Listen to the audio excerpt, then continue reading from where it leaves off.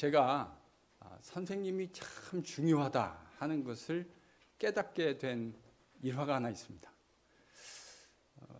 1986년이었던 것으로 기억합니다. 저희 교회는 그 당시에 저 고등부 학생이었고요. 그 당시에 다른 교회와 체육대회를 하기로 되어 있었어요. 여러분 예전에 왜 고등부들이 문학의 밤도 많이 하고 그러지 않았습니까? 그래서 체육대회를 다른 교회랑 하기로 돼 있었는데 제 기억에 농구도 했던 것 같고 축구도 했던 것 같고 또 탁구도 했던 것 같습니다. 그런데 아마 저희 교회, 제 기억이 맞으면 저희 교회 교인은 아니었는데 저희가 아는 청년부 선배들 중에 누가 이런 말씀을 하셨어요. 탁구를 잘 가르쳐 줄 수 있는 사람이 한 명 있다는 거예요. 근데 국가대표라는 겁니다. 여러분 기억하시는 분은, 관심 있는 분은 아시겠지만 1988년에 대한민국에서 처음으로 하계올림픽이 열렸습니다. 그때 대한민국의 아주 유명한 탁구 선수들, 아마 기억하시는 분들이 많을 텐데 여자 선수들 중에 양영자 씨 그리고 현정화, 관심 있는 분들은 다 아실 거라고 생각해요. 제가 그분한테 배웠다는 게 아니고요. 양영자, 현정화 씨가 우리나라 국가대표의 여자 탁구팀의 에이스들이 아니겠습니까? 근데 그 선수들이 자기들끼리만 치는 게 아니고 거의 비슷한 수준이지만 그러나 이제 그 선수들보다 조금 실력이 좀 떨어지는, 말하자면 스파링 파트너, 국가대표 1.5군이라고 보통 이야기하는 한 여자 선배를 소개를 받아서 한 달 동안 그분에게 탁구를 배울 수 있는 기회가 있었습니다. 별로 안 믿으시는 눈치 같은데 그때 제가요 뭘 알았냐면, 야 진짜 좋은 선생님한테 배우는 게 다르구나. 그냥 친구들하고 그 교회 탁구장에서 수도 없이 탁구를 많이 쳤는데 우리가 이제 누님이라고 불렀는데 그 누님에게 탁구를 배웠던 그 한 달 기간이요, 저는 제가 할 수 있는 모든 거를 그때 다 배웠어요. 그리고 평생 그거 가지고 우려먹으면서 살았던 것 같습니다. 적어도 탁구 치는 데 있어서. 그냥 막 치는 게 아니고 스핀의 원리를 배우고 공을 때리는 원리, 이걸 아주 하나하나 한 달 동안 차곡차곡 똑같은 훈련들을 반복해 가면서 이런 원리로 공을 치고 공을 넘기는구나 하는 것들을 그때 배우게 되었어요. 그러면서 이런 사실을 깨달았습니다. 돈을 주고라도 뭘 배우는 건 제대로 배워야 되겠구나.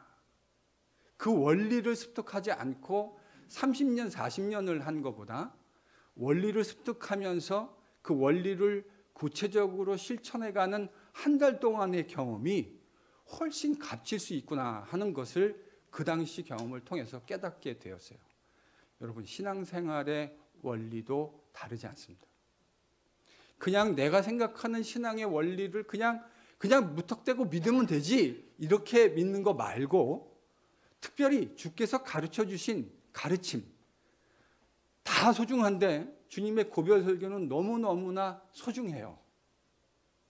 저는 그래서 반복적으로 주님의 고별 설교를 돌아와서 다시 읽고 묵상하곤 합니다.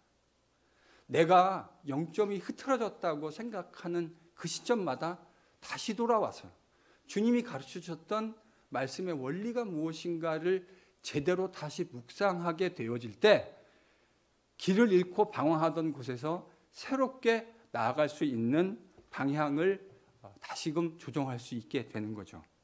주님의 고별 설교가 바로 그런 의미가 있습니다. 지난주 저희들이 같이 묵상했던 고별 설교, 기독교의 구원을 하나님의 집인 성전으로의 초대로 이야기했습니다. 여러분 주님께서 우리를 하나님의 집인 성전으로 초대하시는 목적, 예수님 안에서 하나님과 교제하는 것이다, 이렇게 말씀드렸습니다. 이렇게 주님은 하나님과 교제를 누리는 자가 어떤 일을 하게 될 것인지도 말씀해 주셨습니다.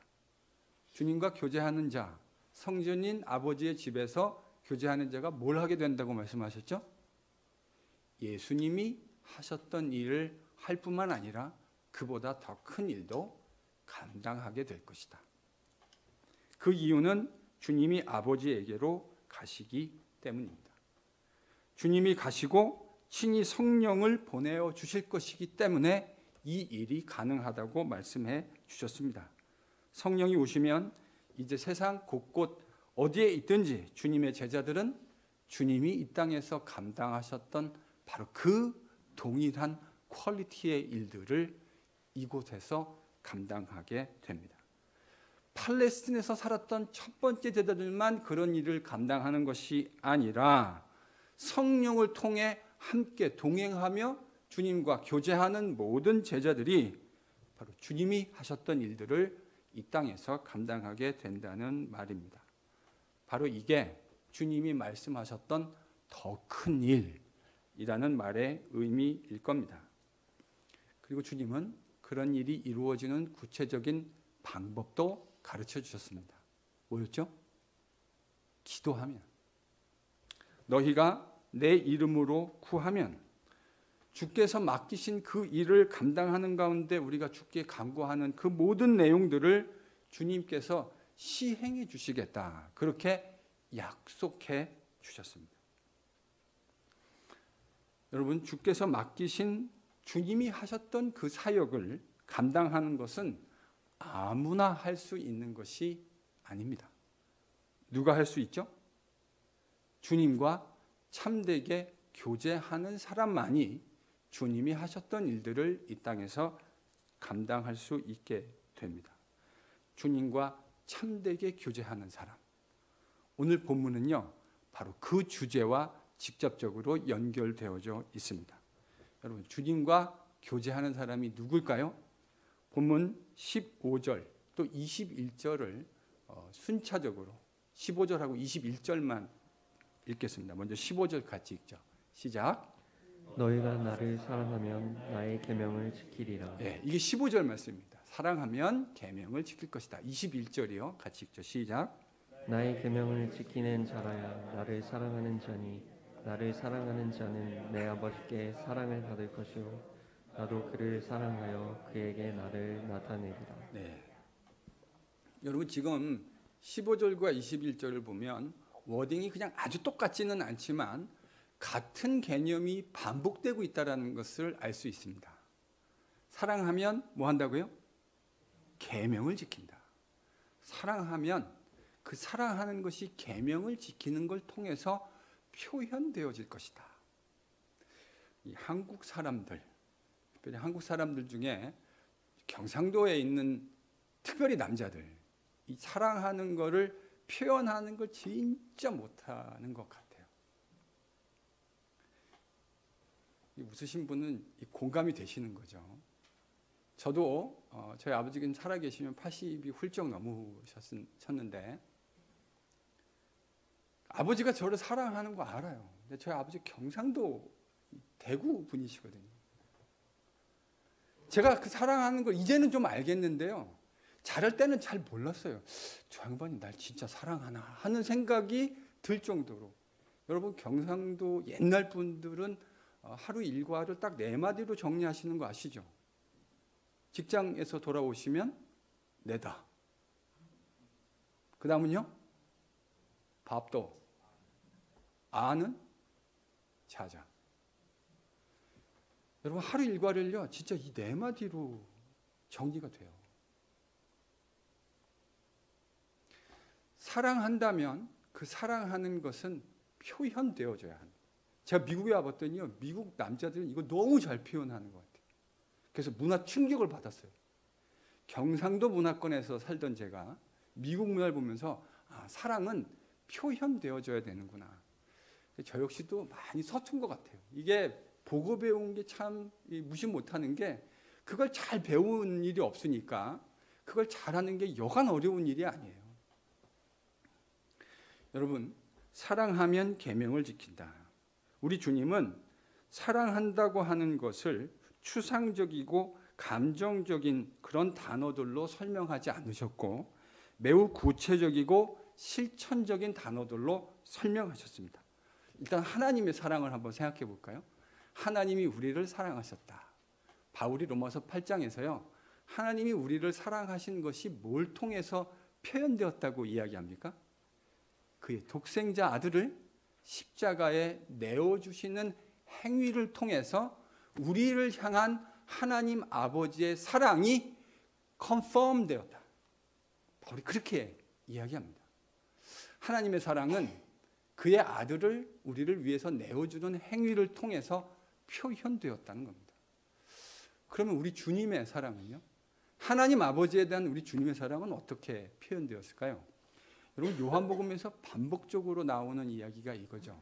주님께서 아버지를 사랑하시기 때문에 자신의 자의대로 행하거나 자의로 말씀하지 않으시고 주님은 아버지께로부터 들으신 이야기를 그리고 아버지께서 하라고 말씀하셨던 그 행위만을 자신의 삶에 행하셨다라고 고백하십니다. 여러분, 우리 주님이 하나님을 사랑하시는 것은 아버지의 뜻과 그분의 뜻에 순종하는 순종의 행위를 통해서 표현되었습니다. 그렇다면 우리가 주님을 사랑한다고 하는 것, 뭐를 통해서 표현되어져야 된다고요? 계명을 지키는 것. 계명을 지키는 것을 통해서 우리가 주님을 사랑하는지 표현되어야 된다. 주님이 지금 그렇게 말씀해 주십니다. 자, 여기서요. 우리가 좀 주목해 봐야 할 것이 한 가지 있습니다. 지금 15절과 21절을 보면 주님에 대한 사랑과 그 사랑이 요구하는 계명 준수가 뗄래야 뗄 수 없는 불가분의 관계에 있다. 이렇게 주님이 말씀해 주셨잖아요. 그래서 15절과 21절은 수미상관이라고 그러죠. 앞뒤로 같은 개념을 반복하고 있습니다. 그런데 여러분 잘 보시면요. 15절과 21절은 사랑하면 계명을 지킨다. 이렇게 이야기하고 있는데 그 사이에 있는 즉 16절로부터 20절까지를 잘 보시면 이 모든 내용들이 다 성령에 대해서 이야기하고 있어요. 여러분 나중에 가서 잘 묵상해 보세요. 16절에서 20절까지가요. 다 오롯이 성령에 대해서 이야기하고 있습니다. 이건 매우 시사하는 바가 커요. 주님에 대한 사랑, 계명 준수, 성령이 하시는 사역 사이에 아주 밀접한 관계가 있다는 것을 우리에게 이야기해 주고 있습니다. 우리는 바로 앞 본문에서 제자들이 주님의 일을 감당하고 주님이 하시는 것보다 더 큰 일을 감당할 수 있게 되는 주님이 설명하신 이유를 들었죠. 그 이유가 내가 아버지께로 가기 때문이다. 즉 성령을 보내주시면 너희들이 더 큰 일도 감당하게 될 것이다. 이렇게 말씀해 주셨는데 오늘 본문도 마찬가지예요. 성령이 오시기 때문에 주님을 사랑할 수 있게 되고 주님의 계명을 지킬 수 있게 말씀하십니다. 그가 또 다른 보혜사를 너희에게 주사 영원토록 너희와 함께 있게 하리니. 자, 16절은 주님께서 보혜사를 보내주시는 목적이 뭐라고 얘기합니까? 너희들과 항상 함께하기 위해서, 제자들과 항상 함께하기 위해서 보혜사 성령을 보내주신다. 이렇게 얘기하셨습니다. 이제 내일이면 제자들은 주님과 이 땅에서 이별해야 합니다. 물론 주님은 3일 만에 예언하셨던 대로 다시 부활하실 겁니다. 부활하신 주님이 다시 제자들을 찾아와 주실 겁니다. 그러나 주님은 궁극적으로는 다시 이 땅을 떠나가실 겁니다. 그러니까 이제 제자들은 주님과 길게 이별 어떻게 해요? 이게 어떻게 가능해지는 거죠? 성령을 보내주시는 행위를 통해서. 그러니까 여러분 예수님은 부활하셨어도 그 부활의 몸을 가지고 동시에 두 곳에 존재하실 수는 없었어요. 그렇죠? 이곳에 계시면 주님은 다른 곳에는 부재해 계시는 거예요. 그런데 성령을 보내주시면 어떤 일이 일어납니까? 동시에 수많은 곳에 있는 제자들과 예수님이 함께 해주시는 그런 효과가 일어나게 되는 겁니다. 이런 의미에서 성령은 예수의 영이라고 말할 수 있습니다. 성령님은 다른 일을 하시는 게 아니에요. 제자들과 늘 함께 해주셨던 주님의 바로 그 역할들을 성령께서 제자들과 함께 하시며 비록 육체로는 지금 주님이 보이시지 않고 부지에 계신 것처럼 그렇게 느껴지지만 실제로 성령을 통해서 제자들과 예수님이 함께 해주시는 것 같은 그런 일들이 일어나도록 해주시는 것이죠. 바로 그것이 성령을 보내신 이유입니다. 16절은 그렇게 이야기했어요. 그러면 여러분 26절에 주님이 성령을 보내시는 이유를 기능적인 면에서 또 이렇게 설명해 주십니다. 자, 16절을 마음에 기억하면서 26절을 또 같이 읽겠습니다. 시작. 보혜사 곧 아버지께서 내 이름으로 보내실 성령 그가 너희에게 모든 것을 가르치고 내가 너희에게 말한 모든 것을 생각나게 하리라. 여러분 16절에서는 성령님이 제자들과 영원히 함께 하신다고 말씀하셨잖아요. 그 영원히 함께 하시는 성령께서 이 말씀들이 떠오르게 하는 겁니다.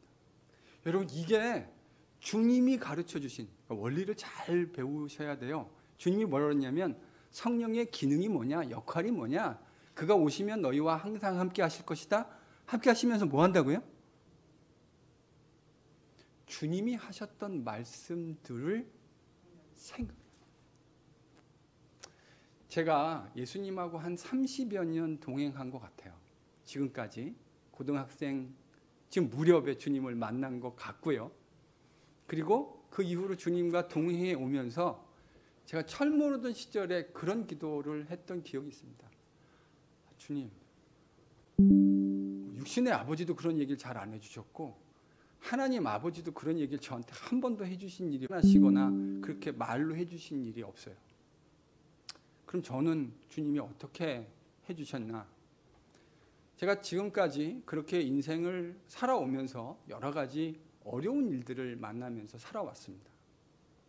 그래서 그런 어려운 일들을 만나면 정말 머리를 쳐박고 주님 앞에 기도했어요. 근데 기도하다 보면요, 마음속에 참 희한하게 제가 묵상했던 하나님의 말씀들이 갑자기 툭 하고 떠올라요. 그래서 그 떠오른 말씀을 가지고 내가 겪고 있는 일들을 해석하고, 그리고 내가 이 상황에서 이렇게 걸어가는 것이 주님이 원하시는 것이겠구나 하고 걸어가면 정말 여지없이 틀림없이 힘들고 어려운 일이 없어진 건 아니지만 주님과 함께 그 길을 걸어갈 수 있는 힘과 동력을 얻게 되었어요. 여러분 지금 주님의 말씀하신 이 고별 설교의 맥락대로 하면 이거 성령이 하시는 일 맞죠? 네, 틀림없어요. 주님이 뭐라 그러셨냐면 성령을 보내실 건데 그가 너희들과 항상 함께 하면서 내가 너희들에게 가르쳐줬던 말씀들, 그 가르침들이 생각나게 할 거다. 정말 그래요. 저는 한 번도 주님의 음성을 들은 일이 없지만 이제는 더 이상 그런 기도하지 않습니다. 그렇게 기도해야 할 필요성조차 느끼지 못합니다. 왜냐하면 주님께서 말씀하신 대로 성령을 통해 기도하면, 주님을 찾고 간구하면 정말 마음속에 그 세미한 가운데 주님의 말씀이 툭 하고 떠올라서 생각이 나요. 여러분, 성령의 사역이 제자들과 영원히 함께하며 주님이 가르치셨던 그 말씀들을, 가르침들을 생각나게 하는 것이라면 제자들은 지금 성령과 함께 교제하고 있지만 실상은 누구와 함께 교제하는 것이라고 이야기할 수 있을까요? 예수님. 우리는요, 성령을 통해 예수님과 교제하게 되는 겁니다. 첫 번째 제자들, 갈릴리에서 주님과 함께 갈릴리 해변을 걸었던, 오병이의 자리에 함께하고 주님이 행하셨던 많은, 지금도 첫 번째 제자들, 물론 그들에게는 독특한 육신의 주님을 볼 수 있는 은혜가 있긴 했지만 우리도 전혀 그들과 차이 없이 주님과 동행할 수 있는 길이 성령을 통해 열리게 된 겁니다.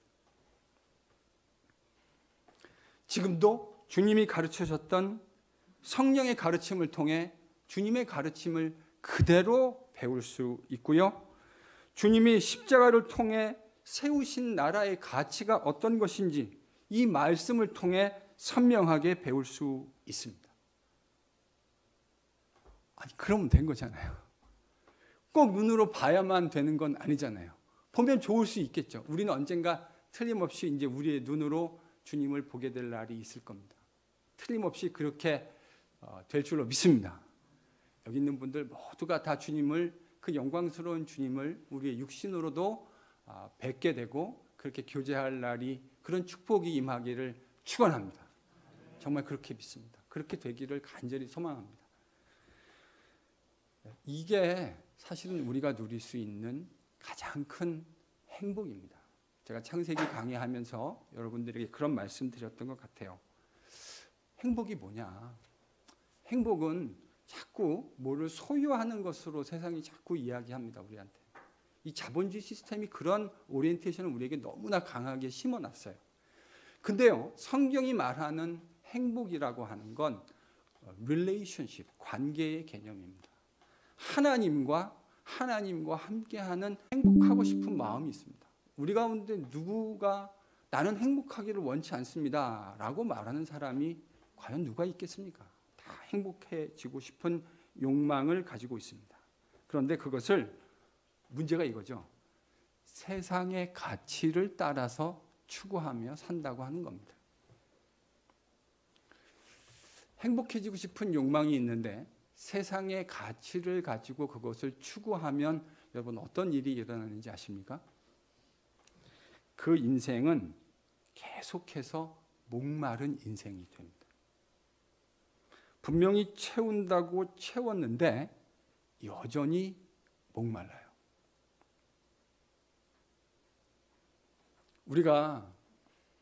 저는 이제 이 미국 땅에 유학생으로 왔어요. 집도 절도 없이 유학생으로 미국 땅에 20여 년 전에 처음 발을 디뎠는데, 그때는요 어떤 생각을 했냐면, 우리가 살 수 있는 집 한 칸만 있으면 행복하겠다, 정말 그런 생각을 했습니다. 근데 사람 마음이 어떻죠? 그래서 집이 생겼어요. 그럼 어떻게 됩니까? 예, 한 달은 행복합니다. 한 달 행복해져요. 근데 그 행복이 계속 더 큰 것들을 추구하는 것을 통해서, 그러니까 제가 뭘 깨달았냐면, 이거는 영원히 채워지지 않는 거구나. 처음에는 돈이 없을 때는 요만큼만 돈이 있으면 행복해질 거라고 생각하는데 우리가 열심히 일해가지고 그거를 얻게 되죠. 처음 생각했던 그 행복이 계속 유지되시던가요? 박사님, 유학생으로 오셨잖아요. 처음에는 미국에서 직장 구해가지고 사는 사람만 봐도 야, 얼마나 좋을까, 이런 생각들 우리가 정말 하지 않습니까? 그거 이루셨잖아요. 그때 그 처음 느꼈던 행복이 지금도 유지되고 있습니다. 보세요, 아니래잖아요. 여러분, 이게 인간이에요. 행복이라고 하는 건 우리가 이만큼만 소유하면 행복해질 거라고 다들 착각하며 사는데요, 그거는 bottomless pit이에요. 채울 수 없는, 그 밑을 채울 수 없는 그런 웅덩이와 마찬가지예요. 그래서 채우고 해도 여전히 목말라요. 그건 아마 영원히 목마르실 거예요. 목마르다고 바닷물로 우리의 목마름을 해결할 수 있습니까? 안 돼요. 그런데요, 이런 속에서 성령을 통해 주님의 말씀을 배워가고 말씀 안에서 주님과 교제를 할 수 있습니다. 그 교제를 통해서 우리는 진짜 행복한 것이 무엇인가를 경험하게 돼요. 이런 경험이에요. 저도 참 많이 한 것 같아요. 저를 둘러싸고 있는 상황은 하나도 변한 게 없어요. 생각하면 가슴이 답답하고 가슴이 먹먹해지고 도대체 어떻게 해야 되나, 어떻게 나가야 되는지 그 방향을 못 잡겠어요. 그런데 주님과의 교제 안에 들어가면요, 바깥에서 일어나고 있는 것 중에 변한 건 상황은 하나도 없어요. 그런데요, 참 희한하게 설명할 수 없는 평강과 그 평안함이 마음을 지배하는 것을 경험하게 됩니다. 희한하지 않습니까? 우리는요, 이렇게 생각하죠. 어려운 일 만나면 상황이 변해야 내가 갖고 있는 것들이 변할 거라고 생각해요. 근데요, 말씀으로 주님과 교제를 해보니까요, 상황 하나도 변하지 않았는데 그 상황을 바라보면서 주님과 묵상의 시간, 교제의 시간을 가졌는데 희한하게 세상이 설명할 수 없는 평강과 평화를 느끼게 돼요. 그래서 주님께서 뭐라 그러셨냐면 내가 주는 평강은 세상이 주는 평강과 같지 않다. 정말 진리예요. 정말 진리예요. 여러분, 이게 성도로 살아가는 맛입니다. 우리 모두가 이 귀한 맛을 맛볼 수 있게 되기를 축원합니다. 제가 정말 기도했어요. 이 말씀을 준비하다가 하나님, 우리 LGPC에 있는 모든 성도들이 이 말씀 안에서 주님이 주시는 평강을 경험하는 이 은혜를 경험할 수 있도록 은혜여 베풀어 주옵소서. 여러분, 이렇게 성령의 사역을 통해 주님이 주신 말씀, 가르침을 가지고 주님과 교제하다 보면 어떤 일이 일어나는지 아십니까? 생명의 교제가 주는 그 풍성함이 무엇인지를 조금씩 맛보아 알아가기 시작합니다. 저는 오늘날 이 땅에 있는 우리 이민교회와 또 조국에 있는 교회, 저는 정말 오늘날 교회가 큰 위기 가운데 있다고 생각합니다. 지난주에 말씀드렸듯이요, 뉴욕과 뉴저지에 지금 팬데믹 이후에 지나가면서 예배당에 문을 닫은 교회가 수십 교회, 미국 교회가 아니고요, 이민 교회만 말씀드린 거예요. 미국의 뉴욕에 있는 목회자가 지난주에 저희 교회를 잠시 방문해 들려가셨는데 그런 얘기를 하더라고요. 뉴욕, 뉴저지, 북부 뉴저지에 있는 한인 교회, 이민 교회 중에 수십 개 교회가 이 팬데믹 지나가면서 문을 닫았대요. 교회들 안에 성도들이 더 이상 예배드리러 오지 않는데요. 그러니까 문을 닫지 않았는데도 예배드리러 오지 않는 성도들이 정말 많대요. 이게 지금 우리의 현실입니다. 아마 조국 교회도 많이 다르지 않을걸요. 이제 조국 교회는 조금씩 오늘이 스승의 날이더라고요. 그래서 저도 모르고 있었는데 미국에 있으니까 뭐 잊어먹고 있었는데 일부에 끝나고 갔는데 제자한테 연락이 왔어요. 스승의 날이라고. 그래서 잠시 통화를 했는데 한국 교회가 지금 어떤 상황인지를 이야기를 해주더라고요. 아주 큰 교회 부목사입니다. 정말 위기인 것 같아요.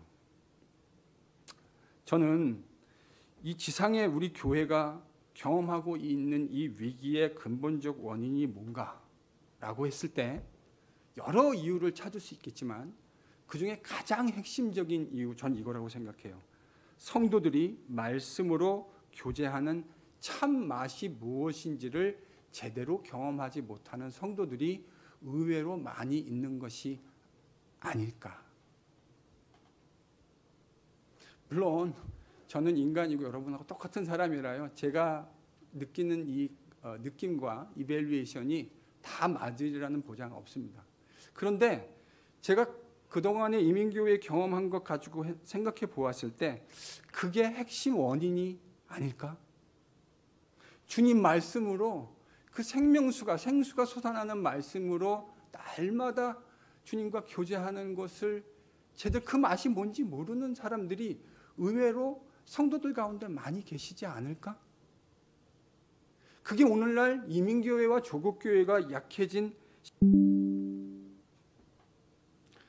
여러분 그렇잖아요. 진짜를 알지 못하면요, 그 진짜를 알지 못하는 사람은 중립지대에 있는 것이 아니고요, 항상 가짜로 진짜를 채우게 되어져 있는 것 같아요. 특별히 영적인 세계에는 더더욱 그런 것 같습니다. 진짜를 알지 못하면 그 진짜를 가짜로 말미암아 채우는 게 인간들의 보편적인 습성 같아요. 말씀으로 말미암는 신앙의 참맛을 누리지 못하면 교회에 다니지만 여전히 세상에서 추구하는 똑같은 가치를 가지고 살아갈 수 있게 되는 것 같아요. 저는 오늘날 교회가 약화된 핵심이 바로 여기에 있지 않을까 생각해 봅니다. 여러분, 참맛을 모르면 세상이 주는 걸 갖고 와가지고 우리는 카운터핏, 모조품을 만들어내게 돼 있거든요. 세상은 우리에게 행복해지라는 우리에게 이렇게 속삭입니다. 행복해지고 싶으냐? 뭘 가지라고 얘기하죠? 왜 저만 속물을 만드시죠? 행복해지고 싶으냐? 뭘 가지라고요? 돈을 가져라. 돈이 있어야 사람들이 함부로 못해. 돈을 가져야 돼. 행복해지고 싶으냐? 당신을 함부로 할 수 없는 지위를 가져라. 여러분, 이 말이 황당무계하게 들리십니까? 전혀 안 그렇죠. 막 공감이 되지 않습니까? 그래서 속는 거예요. 황당무계하면 누가 속겠습니까? 황당무계하지 않고요. 그럴듯하거든요. 진짜 그래요. 저는 뭐 돈이 많지 않아서 돈이 많아가지고 누리는 건 잘 모르겠는데 여러분 진짜요. 그런 것 같아요. 간접 경험이긴 하지만 돈이 있거나 힘이 있으면 사람들이 함부로 못해요. 그거 맞는 말인 것 같아요. 근데 문제는 그게 우리를 진정으로 행복하게 해줄 수 없다는데 여기 문제가 있는 거예요. 그 행복감이 어느 정도 있는 것도 사실이에요. 왜냐하면 돈과 지위가 주는 파워가 있거든요. 그것이 주는 그 안락한 맛과 그 행복감이라는 게 없지 않아요. 있어요. 그래서 더 위험해요. 저는 한 번도 마약을 해본 일이 없습니다. 그런데 제 신학교 동기였던 이세 목사님, 그분은 스탁마켓에서, 뉴욕 스탁마켓, 우리 9/11 때 텀블링 다운 했던 그 스탁마켓 아시죠? 거기서 직접 일했던 90년대 중반에, 저는 뭐 상상도 못하는 건데요. 그분의 이 마우스 클릭 하나에 돈이 2 밀리언. 지금도 2 밀리언이 큰데 여러분 90년대 중반에 2 밀리언이면 그러니까요.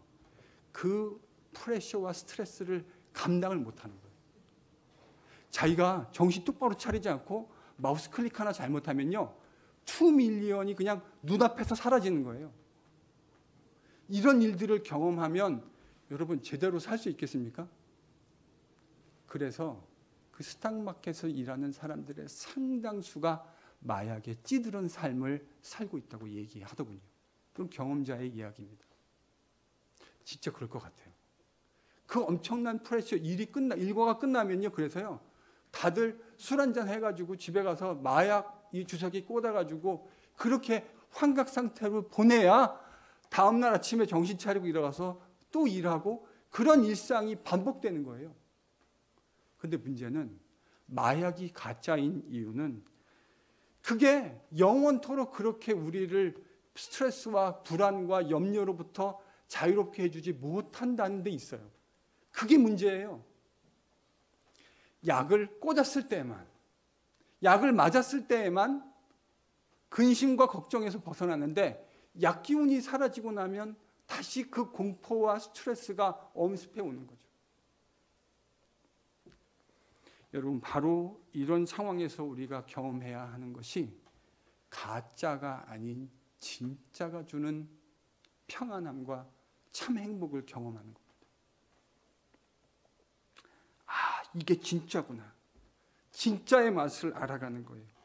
여러분, 가짜를 맛보면서 진짜일 거라고 착각하는 사람에게 가장 좋은 구제책이 뭘까요? 아니, 가짜를 보면서 이게 진짜라고 착각하고 있는 사람들한테 여러분 가장 좋은 구제책이 뭘까요?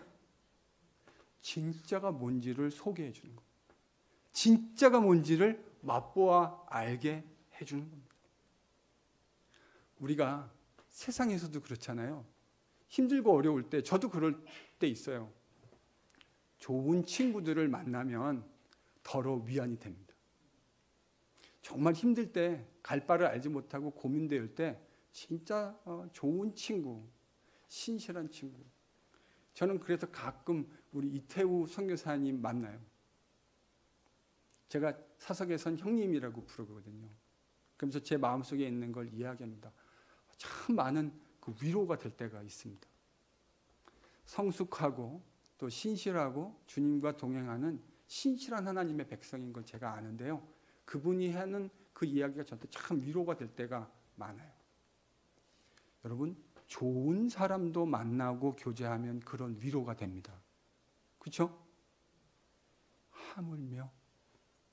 하물며 우리 주님이시겠습니까? 성령을 통해 주님과 교제하다 보면 자연스럽게 나타나는 현상이 있습니다. 그건 그 생명을 허락하신 주님을 사랑하게 되는 겁니다. 주님이 주실 수 있는 걸 사랑하는 것이 아니라 주님 자체를 사랑하게 되는 거예요. 그러면요, 선순환의 삶이 일어나게 돼요. 주님을 사랑하게 되면 주님께 드리는 예배의 자리가 소중해지고 그 가치가 어떤 것인지를 깨닫게 됩니다. 하나님 말씀 듣는 것이 얼마나 소중한 것인지를 깨닫게 됩니다. 주님을 찬양하다가 울컥울컥 감당할 수 없는 주님의 은혜에 대한 것들이 밀려오는 것들을 경험하게 됩니다. 여러분, 이런 선순환의 삶이 일어나면 그런 생명을, 풍성한 생명을 우리에게 허락하신 주님을 사랑하지 않을 수가 없습니다. 그리고 그런 풍성한 삶을 살라고 우리에게 주신 주님의 말씀을 사랑하지 않을 수가 없습니다. 거기에서 진정한 풍성한 삶과 생명의 근원이 일어난다는 사실을 체험적으로 깨달아 알기 때문입니다. 그래서 이건요, 선순환의 삶이에요. 악순환의 삶을 살아가는 사람이 있고 선순환의 삶을 살아가는 사람이 있는데, 주님은 선순환의 삶을 살아가는 사람의 삶이 어떤 것인지 21절에서 이렇게 말씀해 주셨습니다. 그럼 21절을 같이 읽습니다. 같이 읽죠. 시작. 나의 계명을 지키는 자라야 나를 사랑하는 자니 나를 사랑하는 자는 내 아버지께 사랑을 받을 것이요 나도 그를 사랑하여 그에게 나를 나타내리라. 자, 여러분, 이 정도 말씀은 좀 외우실 수 있으면 외우는 것도 참 좋을 것 같아요. 나의 계명을 지키는 자라야 나를 사랑하는 자. 나를 사랑하는 자는 내 아버지께 사랑을 받을 것이요 나도 그를 사랑해서 그에게 나를 나타내 보이리라. 나타내리라. 주님이 지금 주님을 사랑하고 그의 계명을 지키는 사람이 주님 아버지께 사랑을 받을 것이고 주님도 사랑해 주셔서 그에게 당신을, 우리 주님을 나타내 주실 것이다. 이렇게 말씀하셨습니다. 나타낸다라는 의미가 뭘까요? 지금 이 문맥에서 주님이 나도 그를 사랑해서 그에게 나를 나타내리라. 여러분, 이 나타낸다는 말의 의미가 뭘까요? 이건요, 지금 주님이 보이시지 않는 분으로 제자들을 만나게 될 것을 상정하셔야 됩니다. 여러분, 보이지 않는 사람과 교제하는 거 참 어려운 일이잖아요. 보이지 않는 사람과 교제하며 그가 나를 사랑한다를 느끼는 것이 얼마나 어려운 일이겠습니까? 그래서 연인들이 시도 때도 없이 전화하고 확인, 자기야 나 사랑해? 이거 왜 확인하는 거죠? 지속적으로 그걸 계속 확인해 가고 싶은 거잖아요. 사람의 마음이. 눈에 보이지 않는 주님이 우리를 사랑하신다라는 걸 주님은 사랑해서 내가 그에게 나를 나타내 보여줄 것이다. 우리 인생에 저는 진짜 큰 어려움은 이런 건 것 같아요. 바깥에 어려움이 있는 것도 물론 당연히 어려운 일이겠지만 그 어려움을 지나갈 때 주님이 나와 함께 해주시고 있다고 하는 사실을 잘 느끼지 못할 때 그때가 진짜 어려운 것 같아요. 근데 어려워도 주님이 나와 함께하고 계시는구나 라고 하는 것을 확신 가운데 붙들고 있으면 생각만큼 어렵지 않아요. 우리가 세상에서 만나는 여러 어려움들이 주님이 나와 함께하고 계시다는 사실을 내가 느끼고 있는 그 순간 별로 그렇게 어려워지지 않더라고요. 저는 이걸 사랑의 비밀이라고 부릅니다. 믿음의 비밀 혹은 사랑의 비밀. 주님을 제대로 알지 못하는 사람은 도무지 깨달을 수 없는 주님과 나 사이에 나누는 은밀한 사랑의 비밀이 생깁니다. 사랑하는 연인이 둘이 만나서 사랑을 하고 교제를 하다 보면 그 두 사람만 아는 사랑의 비밀들이 만들어지는 거 아닙니까? 그들만 아는, 다른 사람들과 공유하지 않는 그들만 아는 사랑의 장소, 사랑의 많은 비밀들이 만들어지는 것처럼 주님과의 말씀의 교제 안에서 그런 사랑의 비밀들이 만들어지는 겁니다. 바로 주님과의 교제 안에서 그런 사랑의 비밀들이 만들어지는 사람, 그 맛이 어떤 것인지를 아는 사람이, 자, 지난주 저희들 본문 돌아가면 그런 사람들이 뭘 하게 되는 거죠? 주님이 이 땅에서 감당하셨던 사역들을 감당할 수 있게 되는 겁니다. 그 맛이 뭔지 알아야, 말씀을 통해 그게 뭔지를 알고 있어야 주님이 이 땅에서 감당하셨던 바로 그 일들을 우리가 감당할 수 있게 되는 거예요. 생각해 보세요. 아니, 그 기쁨이 뭔지 모르고